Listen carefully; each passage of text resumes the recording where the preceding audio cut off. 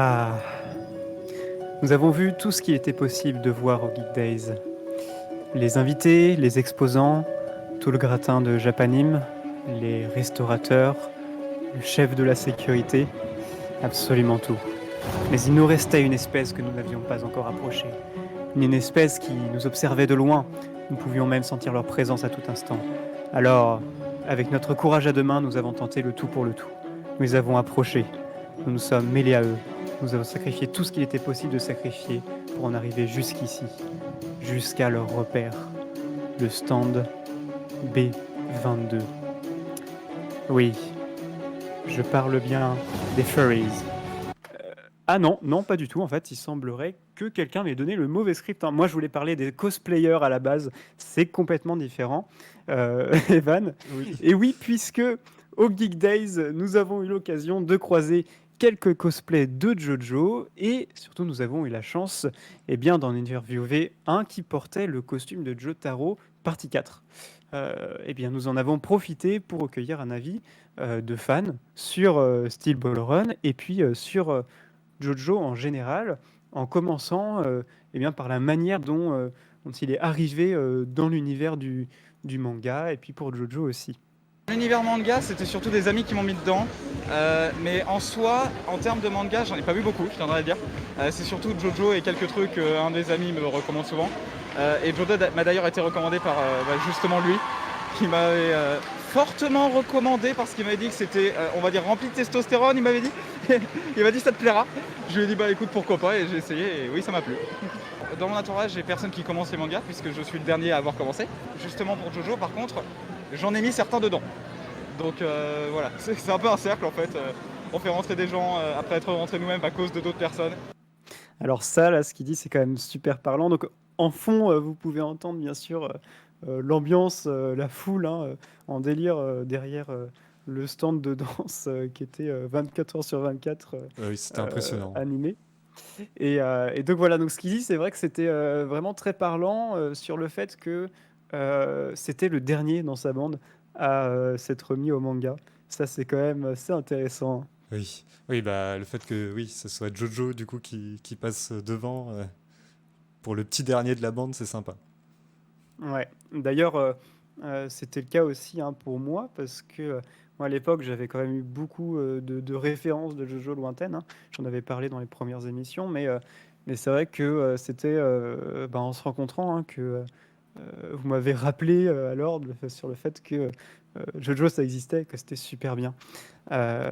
En tout cas, voilà, donc on va pouvoir voir un petit peu, on a vu avec lui, comment est-ce qu'il a accroché à cette série, à Jojo.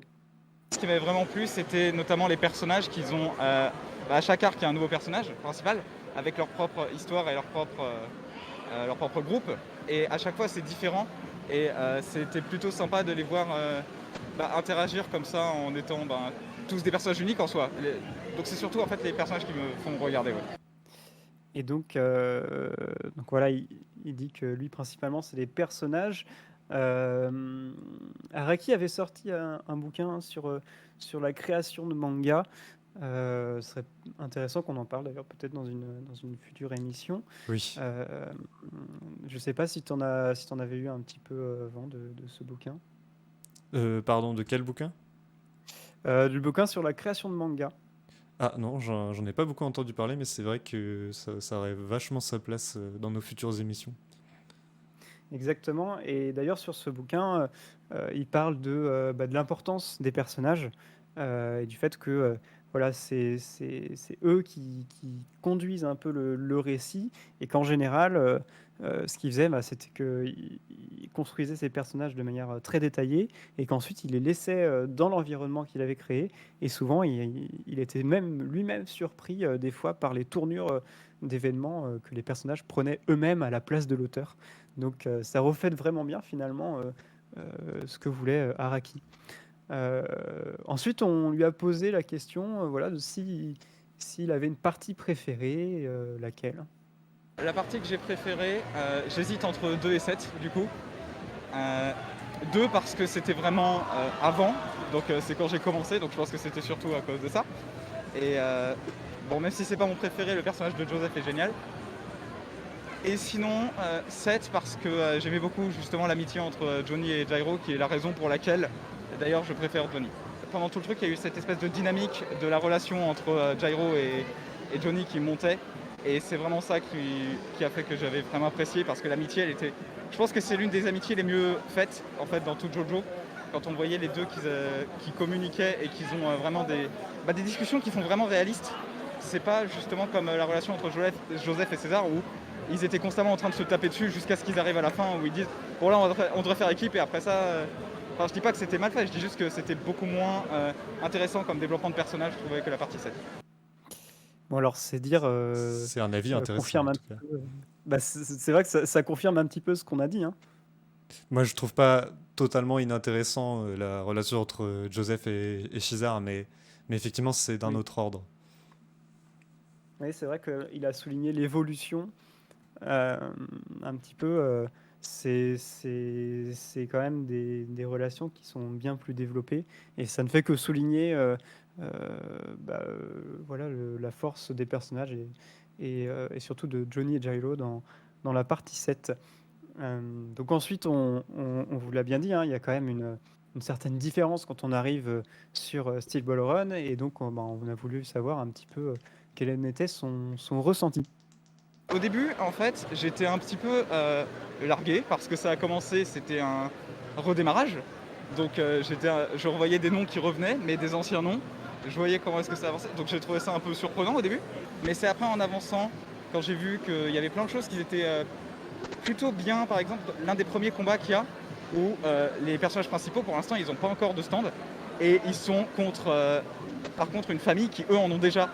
Et c'est l'un des combats les plus intéressants, parce que c'est vraiment le point de vue d'une personne qui ne peut rien faire contre. Et ils utilisent juste le peu de techniques qu'ils ont. Alors, c'est vrai qu'on n'en a pas parlé, mais il y a à nouveau beaucoup d'inventivité, hein, dans les combats, euh, et des pouvoirs multiples. Bah oui, c'est ça. D'un coup, il y a énormément de. Bah, encore les stands hein, qui reviennent, et donc on va en avoir. Ben, ça, Araki va encore continuer à foncer dans la création de divers stands, mais il y a aussi d'autres pouvoirs, et ça, c'est ça qui est intéressant, c'est qu'il n'y a pas que des stands. Oui, et donc même des personnages qui n'en ont pas et qui euh, on peut suivre leur point de vue. C'est pas qu'une seule fois, hein, dans Steel Ball Run, qu'on peut voir ce genre de situation. Et voilà, ça montre que Araki n'a toujours pas épuisé sa réserve infinie d'idées. Ensuite, on a été un petit peu sur le terrain de l'esthétique, un petit peu, hein, de cette partie 7, euh, et de voir, lui, ce qu'il en pensait. Je pense que la différence la plus notable, c'est de 3 à 4. Je pense que c'est le plus facile à remarquer, parce que c'est là où il a arrêté de faire des personnages qui étaient vachement plus dans le muscle, vachement plus dans l'abusé, pour pouvoir faire des personnages qui étaient un peu plus, on va dire, classiques, qui faisaient un peu plus réalistes, on va dire, quand on les regarde. Ça faisait moins montagne, notamment avec le fait que Josuke, il faisait vraiment quelqu'un de son âge, là où Jotaro, à 17 ans, on aurait dit qu'il était plus âgé que moi actuellement. Après, est-ce que j'ai trouvé que c'était mieux ou moins bien, est-ce que j'ai vraiment fait attention? Personnellement, en général, le style graphique, c'est pas forcément ce qui m'attire le plus, donc j'ai pas vraiment tant que ça prêté attention. Est-ce que sinon ce serait mieux ou pas? Je dirais que c'est différent. Y a pas, je peux pas trouver ça mieux ou moins bien, parce que ça colle bien chacun avec leur partie, en fait. C'est-à-dire qu'à la base, c'était tous un peu bourrins, où ils frappaient vraiment. Quand on voyait Star Platinum, ils rendaient beaucoup mieux en étant vachement musclés qu'après, dans la partie 6 notamment, où ils faisaient vachement plus normal. Alors, c'est vraiment intéressant ce qu'il dit, parce que là, pour le coup, nos avis divergent pas mal. On n'a pas tous la même attention sur différents points d'une œuvre. Et là, pour le coup, lui, il nous dit que l'esthétique, c'est pas vraiment ce qu'il regarde en premier. Oui, bah, c'est sûr que ça peut se comprendre du point de vue de beaucoup de lecteurs, hein. Les gens n'attendent pas les mêmes choses, les gens ne lisent pas des mangas pour les mêmes choses. Je pense que ce qui est très répandu quand même chez les lecteurs en général, c'est quand même d'être pris dans l'histoire, hein. Ça reste, moi, c'est ce que j'ai constaté la semaine dernière en interrogeant voilà, plusieurs personnes qui achetaient des mangas à Japanime, justement. C'est que c'est la primauté de l'histoire, hein, quand même. Mhm. Et justement, il nous faisait une transition là avec la partie 6, il parlait de ce design-là. et on lui a posé la question de ce qu'il attendait un petit peu de cet animé qui va arriver pour Stone Ocean. Qu'est-ce que j'attends de l'animé? Pas forcément grand-chose. J'attends qu'il retranscrit surtout bien, parce que Stone Ocean, c'était un où, bon, pour pas spoiler, la fin, c'était très surprenant, on va dire, et très courageux, on va dire, de la part de l'auteur aussi de faire ce genre de fin. Le doublage, en général, ça apporte beaucoup. Le doublage de Jotaro, notamment, justement, c'était l'un que je pense il apportait le plus. Il avait vraiment la voix du personnage. Après ça, on peut plus l'entendre avec une autre voix. Ouais, alors bien sûr, l'importance du doublage hein, qu'il souligne. Et d'ailleurs, c'est vrai que c'est souvent au Japon ce qu'ils mettent en avant hein, pour la promotion des nouveaux animés. C'est le casting, c'est les seiyuu. Mais alors, en fait, surtout, il est pas le seul à apprécier eh bien, cette partie 7, puisque c'était quand même sa partie préférée. Puisque bah, moi personnellement, toi aussi Evan, on voit régulièrement sur Internet eh bien, l'engouement et puis l'attente de l'animé concernant cette partie, hein, Steel Ball Run. Il y a beaucoup de fan art, je sais pas si tu en as vu quelques-uns. Ah oui, oui, oui. Bah, de toute façon, dans JoJo en général, il y a beaucoup de créations hein, sur Internet par les fans. Mais on a vraiment l'impression que autour de Steel Ball Run, il y a un engouement vraiment particulier, bah, notamment, je pense, chez les Américains, parce que voilà, c'est souvent des Américains dont on voit le travail sur Internet, parce qu'ils sont nombreux. Et, et c'est vrai que ça soit sur YouTube, où on va voir des fan openings, donc c'est-à-dire des gens qui vont monter carrément un opening pour Steel Ball Run, ou alors bah, des musiques. On en a parlé un peu tout à l'heure. En fait, les musiques la musique qu'on a passée au début, c'est une création donc d'une artiste qui s'appelle Sarah Gwynn et donc qui compose plein de bandes originales fan-made, donc faites par elle-même. Donc c'est des bandes originales théoriques pour soit des animés qui ne sont pas encore sortis de JoJo, donc partie 6, partie 7, partie 8, soit des concepts de thèmes, de bandes originales qui seraient associés à tel ou tel personnage, mais qu'il n'y a pas eu dans les animés déjà sortis. Ouais, c'est des what if en fait. Et bah justement, elle a été connue d'ailleurs un peu grâce à sa composition sur Steel Ball Run, hein, parce que quand on regarde sur sa chaîne, elle en est quand même déjà à une cinquantaine de titres. Donc il y a de quoi. En fait, David Production a de quoi déjà remplir tout son animé de ses musiques à Gwyn en fait. Oui, elle a fait un album complet. D'ailleurs, on va pouvoir peut-être mettre un petit thème, le thème principal qu'elle a imaginé pour Steel Ball Run, justement. On va le mettre un petit peu en fond pendant qu'on parle. Mais c'est vrai que Ouais, tout à fait. c'est assez intéressant si on écoute un petit peu la composition musicale, là, si on se penche un peu dessus. Ouais, alors bon, moi je suis pas expert hein, là-dessus, mais c'est vrai qu'elle a quand même bien repris, je trouve, hein, les ambiances qu'on s'imagine en fait quand on lit l'œuvre. Euh, c'est quelque chose d'épique, c'est quelque chose de. On a ces mélodies, ces harmonies un petit peu sur les cordes qui nous font pas mal penser à du Far West. Ouais. Ouais, bah oui, c'est sûr. Non, mais c'est vrai que bon, voilà, c'est une imagination, c'est une création.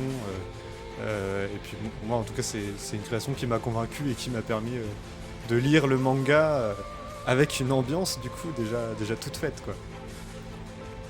Ouais, c'est vrai on est assez privilégié hein, en tant que fan de JoJo parce qu'on a une énorme base de création et du coup on peut avoir les musiques en avance avant l'animé.